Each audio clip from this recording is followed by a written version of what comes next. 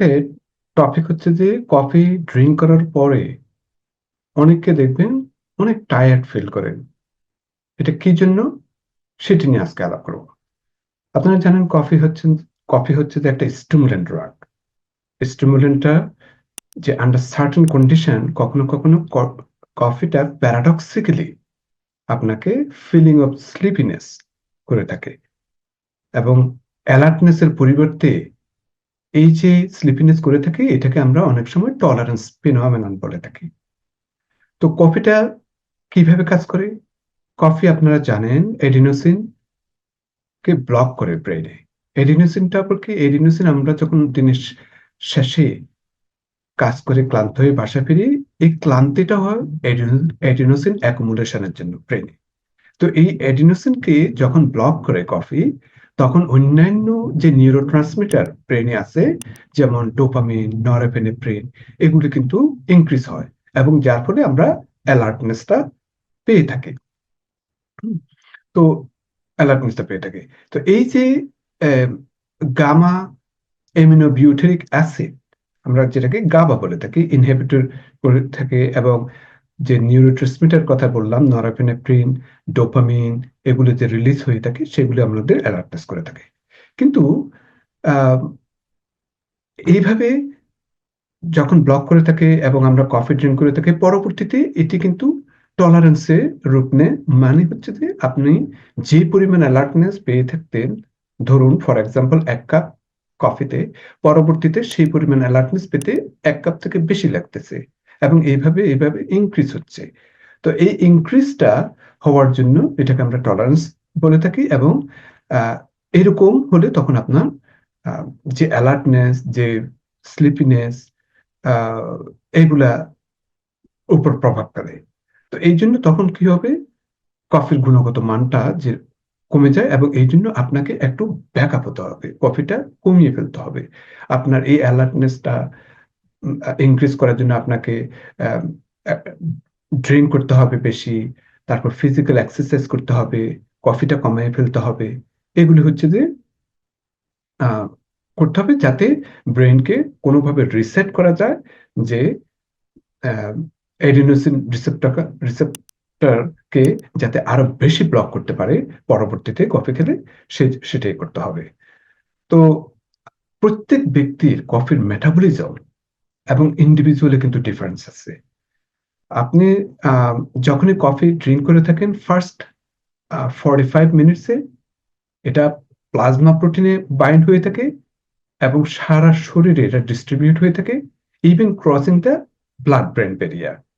এবং এটি লিভারে মেটাবলাইজ হয়ে থাকে সাইটোক্রোম P451A2 দিয়ে এবং কনভার্টেড টু প্যারাক্সান্থিন, এবং যেটি আপনার কফিন ফার্মাকোলজিক্যাল এফেক্টের উপর প্রভাব ফেলে থাকে। তো কফি মেটাবলিজম কিন্তু আহ, যেমন এফেক্ট করে থাকে কনজিউমার্স এর বিহেভিয়ারের উপর। যারা স্মোকিং করে থাকেন, ওরাল কন্ট্রাসেপটিভ ইউজ করে থাকেন, কিংবা জেনেটিক ফ্যাক্টর, এগুলো কিন্তু সবই কিন্তু আপনার এই স্টিমুলেন্টটার উপর এফেক্ট করে থাকে। তারপর জেনেটিক ভেরিয়েশন, তো অবশ্যই বললাম, যেমন এখানে অনেক জিনের কথা আপনার বলা হয়ে থাকে, যেমন CYP1A2, তারপর POR জিন, এগুলো কিন্তু আপনার অ্যাগেইন কফির ক্লিয়ারেন্সের ব্যাপারে, ওভারঅল রেসপন্সের ব্যাপারে এগুলো কিন্তু আহ, আম, প্রভাব ফেলে। তো regular caffeine consumption can lead to tolerance, means reducing is stimulant effect. তারপর এবং বডিতে যে নাম্বার অফ অ্যাডিনোসিন রিসেপ্টর আছে, এটি কাউন্টার অ্যাড করার জন্য কফির যে ব্লকিং এফেক্ট আছে, তখন এটি কিন্তু কমে যায় এবং যার ফলে অ্যালার্টনেস এবং ওয়েকফুলনেসটা কমে যায়। আদার ফ্যাক্টরস যে কন্ট্রিবিউট করে ফিলিং স্লিপিনেস এর উপর আফটার কফি, এটা কিন্তু একটা ন্যাচারাল ডায়োরিটিক। কিন্তু আপনি দেখবেন কফি যখন কেউ খায়, ড্রিঙ্ক করে, তখন দেখবেন ওদের বাথরুমে যাওয়ার প্রবণতাটা বেড়ে যায় এবং অনেক সময় পানি যদি অতিরিক্ত যদি না খাওয়া হয়ে থাকে কফির সাথে মানে একদম সাথে সাথে না, মানে ওভারঅল ডেতে, কিন্তু ওরা কিন্তু অনেক সময় ডিহাইড্রেশনে ভুগতে পারে। হ্যাঁ, তো সিন্স কফি আপনার যদিও মোর দ্যান 95% ওয়াটার, কিন্তু এরপরও এটিতে একটা ডায়াবেটিক এফেক্ট আছে। তো সেটিও আপনাদের জানা উচিত।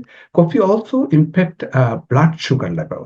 আপনাদের যারা যাদের ডায়াবেটিস আছে, কিন্তু এই ডায়াবেটিস থাকলে এই যে কফিতে যাতে চেষ্টা করবেন যাতে অ্যাডেড সুগারটা যাতে না দেওয়া হয়ে থাকে, সেদিকে খেয়াল রাখবেন। কারণ কফিতে যেহেতু এটি স্টিমুলেন্ট এফেক্ট, এটি কিন্তু আপনার ব্লাড সুগারকে একটু বাড়াতে পারে because of the added sugar. এবং আরেকটা জিনিস হচ্ছে যে কফি ইটসেলফ এক ধরনের আপনার বডিতে এক ধরনের ফিজিওলজিক্যাল রেসপন্স যেহেতু করে থাকে, স্টিমুলেন্ট এফেক্ট যেহেতু হয়ে থাকে, নরএপিনেফ্রিন যেহেতু বেড়ে থাকে, তখন যাদের ব্লাড প্রেশার আছে for little bit of time blood প্রেশারকে একটু একটু বাড়াতে পারে।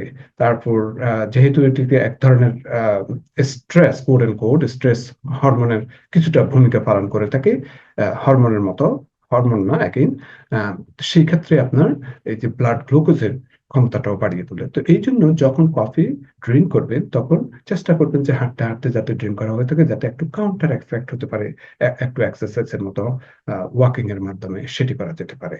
তারপর আম, আম, তো তো এখন সর্বশেষে বলবো তাহলে কফিতে যদি আপনার স্লিপি হয়ে থাকে, স্লিপিনেস হয়ে থাকে, তখন কি করবেন?